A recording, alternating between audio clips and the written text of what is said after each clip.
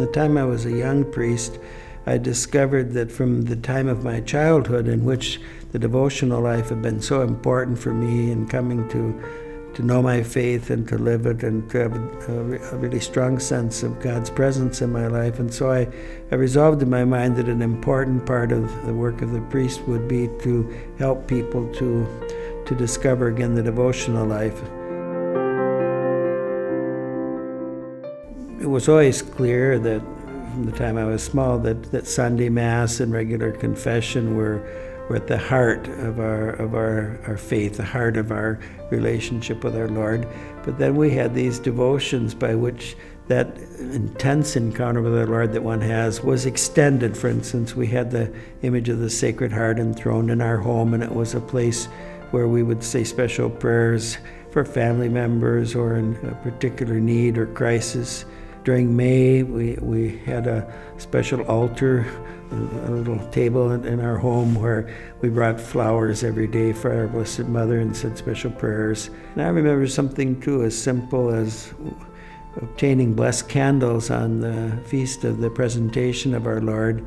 And then I remember whenever there'd be a bad storm or whatever, my parents would always light the blessed candle and we'd pray there, and there was a sense of how God protects us also in these times.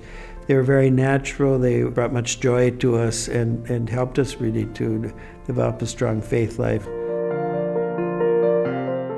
A young family should understand from the very beginning of the married life that the home is a little church. In other words, that if the husband and wife participate in the love of God, which is faithful, lasting, enduring, and procreative, fruitful, then the home is a little sanctuary, a place where God is dwelling through their love for one another, and eventually one always hopes with the gift of children. So for instance, the enthronement of the Sacred Heart would be a very appropriate act to carry out in devotion, and then a special place for a statue or a painting of our Blessed Mother, St. Joseph.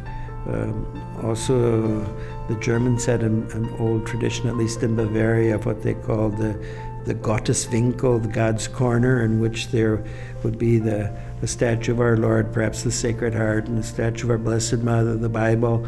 But it was a special point of reference in the home where the family would gather to pray or to read a passage from the Holy Scriptures. In all these little ways, tangible, visible ways to express the truth that the marriage, the family is in God and is a little church, is the church in its first cell, and then it's through families gathering together that we have parishes and then eventually dioceses and the church throughout the world.